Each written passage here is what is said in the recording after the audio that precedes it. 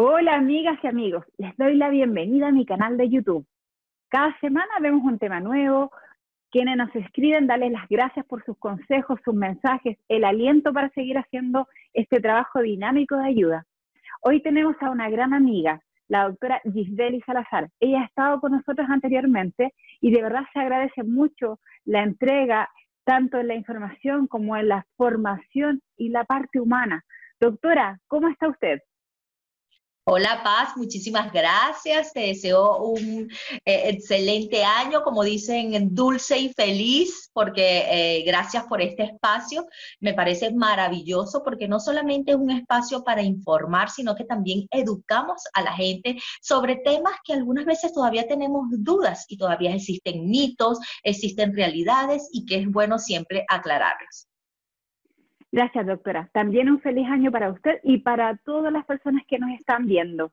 Siempre de las cosas negativas hay que sacar lo bueno, así que no pensemos que este año va a ser tan complejo por lo que estamos viviendo, así que vamos por ello.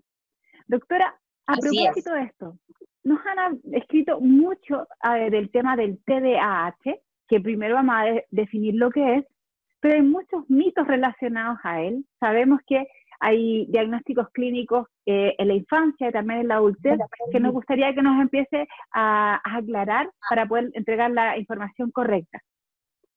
Así es.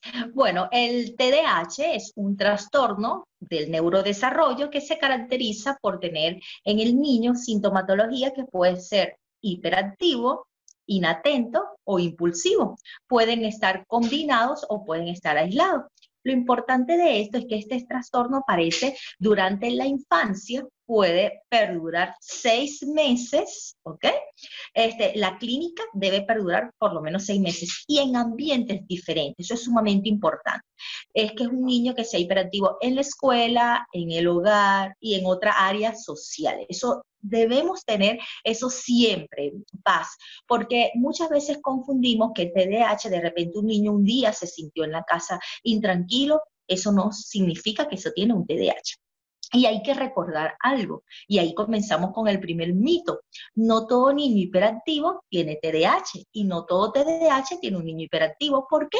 Porque tú puedes tener un niño muy tranquilo, y es un niño que tiene el diagnóstico del TDAH, cumple con esos criterios. ¿Por qué? Porque es este niño que es inatento, que olvida las cosas de las tareas, olvida muchas veces lo que aprendió, o tiene una atención selectiva. Se pueden aprender una música, se pueden aprender una comiquita, pero cuando requiere un esfuerzo desde el punto de vista cognitivo más avanzado, como aprender una tarea, hacer un esfuerzo en una suma, en una multiplicación, esto les cuesta un poco.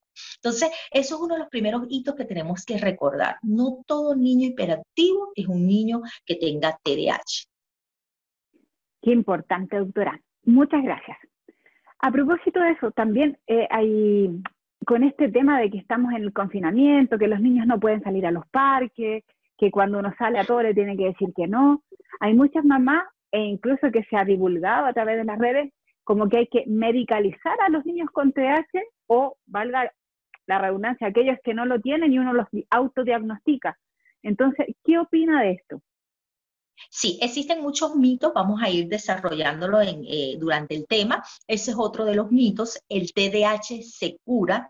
No, el TDAH mejora, más no lo cura porque es una condición, no es una enfermedad. Ahí estamos viendo dos mitos, porque también se habla de que el TDAH es una enfermedad. Pues no, el TDAH es una condición que va a perdurar toda la vida con nosotros, solo que si le brindamos las herramientas necesarias a ese niño de una forma precoz, vamos a tener un diagnóstico rápido y vamos a tener un pronóstico mucho mejor. Entonces, con respecto a la medicación, ese es otro mito. Todo TDAH se medica. No, la medicación en el TDAH es multidisciplinaria. ¿Qué significa? Tenemos una medicación, un tratamiento médico con tratamientos como metilfenidato, la tomocetina, pero también tenemos un tratamiento multidisciplinario con la intervención del especialista que amerite ese niño en el momento, ya sea psicólogo, psicopedagogo, logopedias, terapias ocupacionales, psiquiatras, pero todo va a depender. ¿Qué pasa?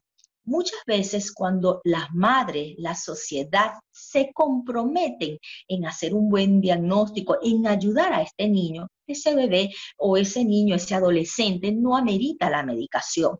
Entonces, ese es otro de los mitos. ¿Todo TDAH se medica? Pues no. Siempre se debe individualizar al paciente. Una vez que nosotros individualicemos, ¿por qué? Porque de repente es un niño que tiene TDAH, pero tiene muy buen nivel cognitivo, es el niño que quiere poner de su parte, es el niño que le das las herramientas. ¿Qué significa eso? Utilizas pintogramas, utilizas la agenda, utilizas recordatorio. Como madre te vuelves observadora y evidentemente como padre, el grupo familiar colabora a que este niño mejore. Entonces sí, no necesita la medicación.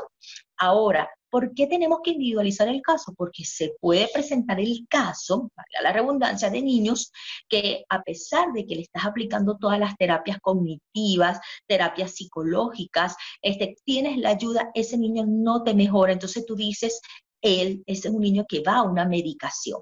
Pero siempre les digo, tú puedes dar una medicación, pero si tú no haces las cosas bien, si a ese niño no se le controlan los videojuegos, no se le controla el consumo de azúcares, no se le controlan las técnicas de aprendizaje, ¿qué pasa?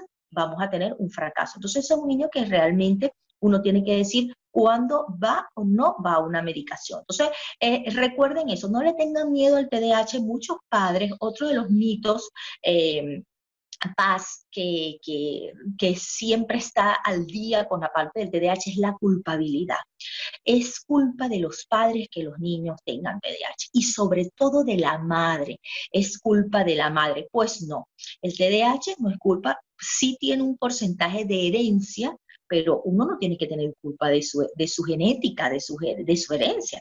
Pero ¿cuándo sí sería tu culpa? Cuando uno comienza a pasa esto, pasa mucho en nuestras culturas. Él se parece al tío, él se parece al hermano, él se parece a una comiquita y no le brindas herramientas al niño.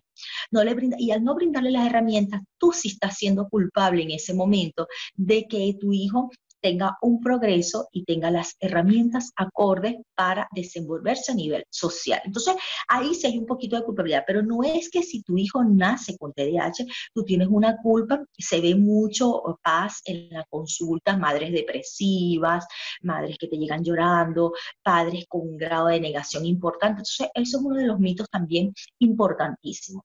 Otro de los mitos, Paz, es todo niño con TDAH tiene que tener una dieta libre de gluten. Eso también es un mito. Más que yo soy neurólogo, tú en tu parte eres de la parte de nutrición y súper recomendada 100%, como es Paz en su área, pero no todo paciente con TDAH tiene que tener una dieta libre de gluten. ¿Por qué? Porque volvemos al principio, tenemos que individualizar. Es un paciente que tiene sintomatología gastrointestinal. ¿Qué significa eso? Una distensión abdominal, mucha flatulencia, le caen mal las comidas, tiene cierta selectividad por las comidas, sufre de náuseas con frecuencia, vómitos, procesos diarreicos. Tú dices, voy a estudiar a este paciente desde el punto de vista gastrointestinal, hacerle sus pruebas celíacas y ese paciente me puede calificar para una dieta libre de gluten. Pero eso hay que tomarlo en cuenta porque veo muchas veces las dietas libres en gluten en niños que no tienen indicación, los vuelve más irritable, el niño se molesta más, puedes tener un grado de desnutrición si haces la dieta de una forma no correcta, que no esté supervisada por los padres, y eso es sumamente importante. Gracias, doctora. Qué relevante esto de hablar de estas dietas de moda. Lamentablemente, e incluso a través de algunos profesionales, se ha ido diseminando esto que la dieta libre de gluten ayuda un montón a los niños con TDAH y la verdad que, tal como dice la doctora, no es así. La dieta libre de gluten, que normalmente se indica para celíacos, tiene que ser supervisada, porque no solo significa comprar o adquirir alimentos que dicen libre de gluten, porque hay que pensar que la industria alimentaria, para sacarle un compuesto, incorpora otras. ¿Y qué tiende a incorporar? Más grasa, más azúcares. Adivinen, a los niños con TDAH lo que necesitamos es precisamente disminuir los azúcares y los hidratos de carbono simple. Así que cuidado con eso. Gracias, doctora.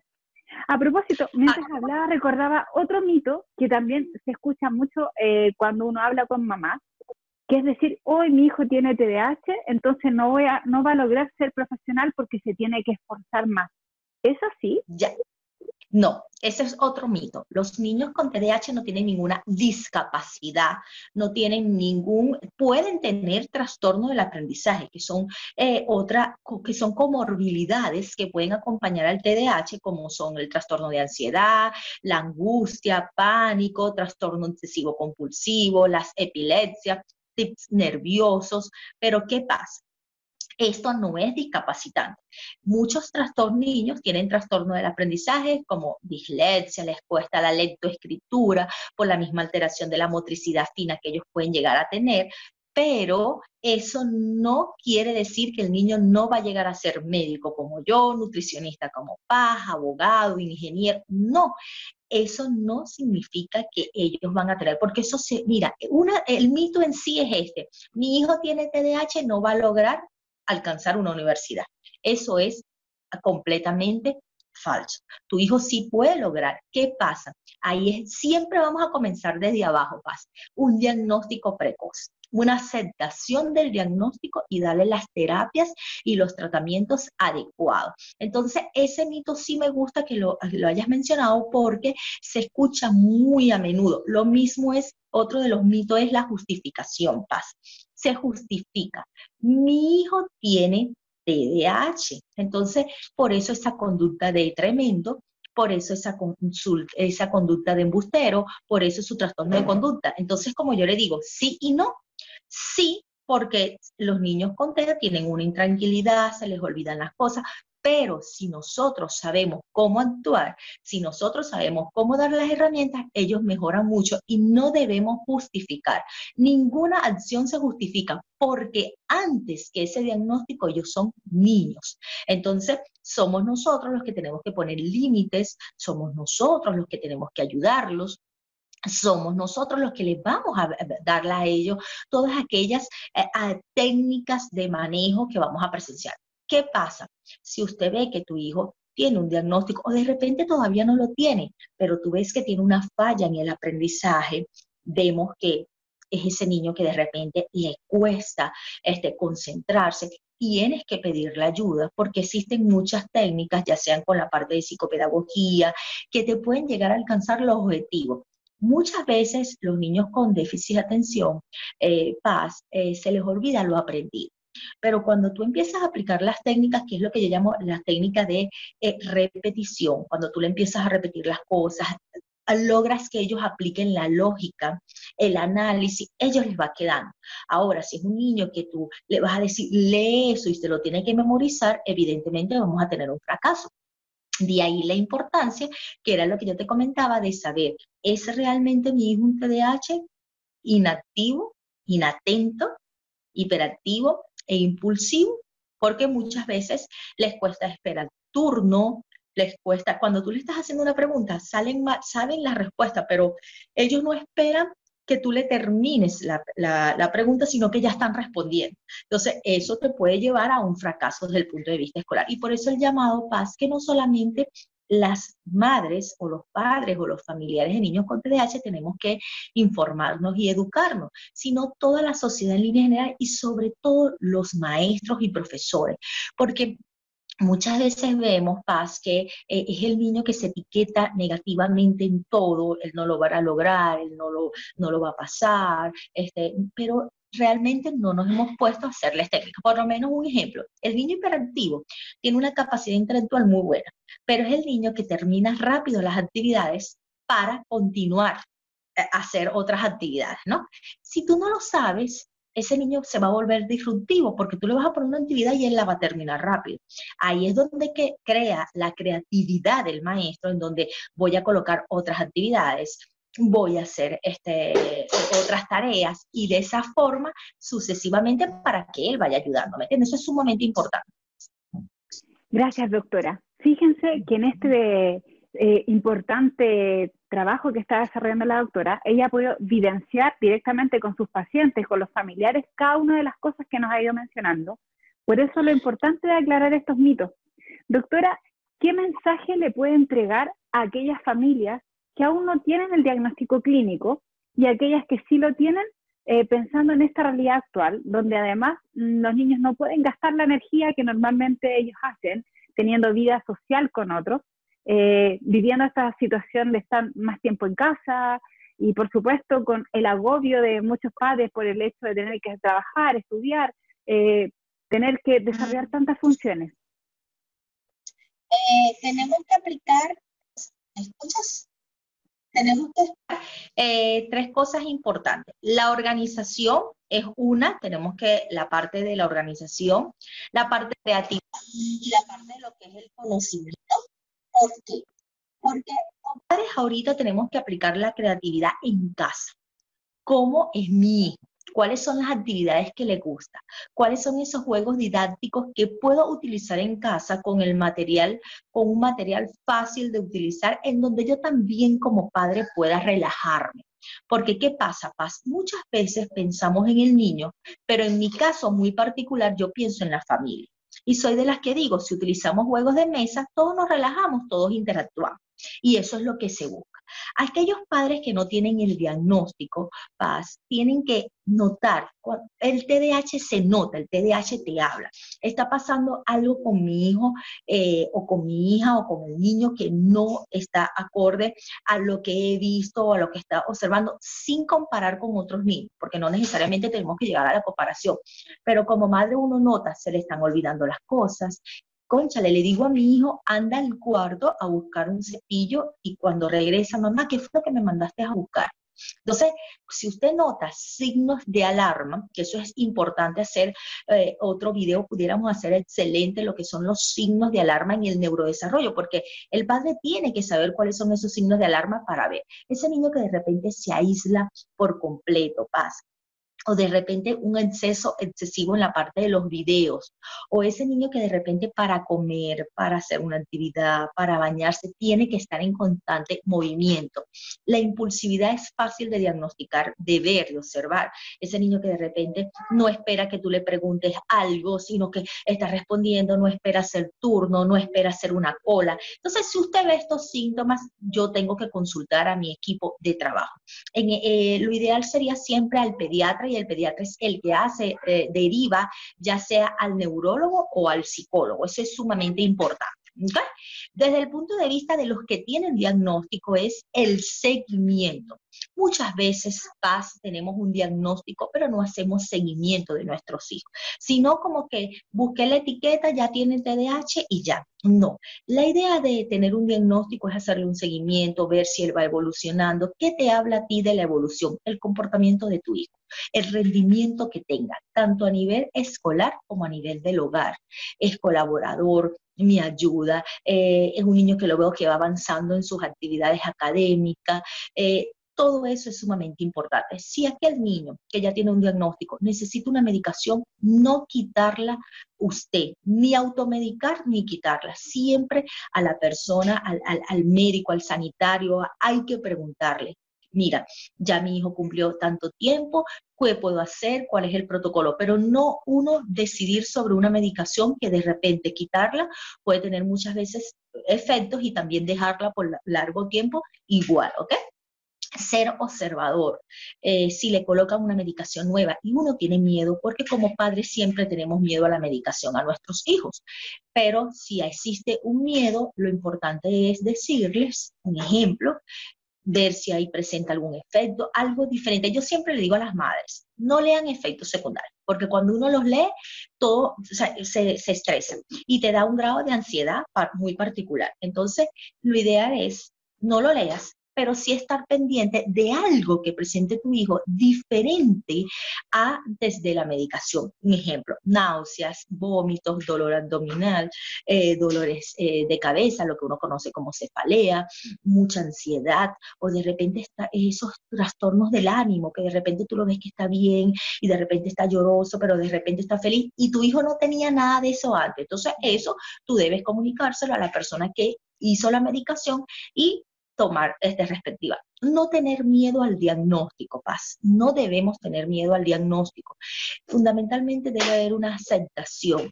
brindar las herramientas lo más rápido posible. Cuando hablo de herramientas, ¿qué?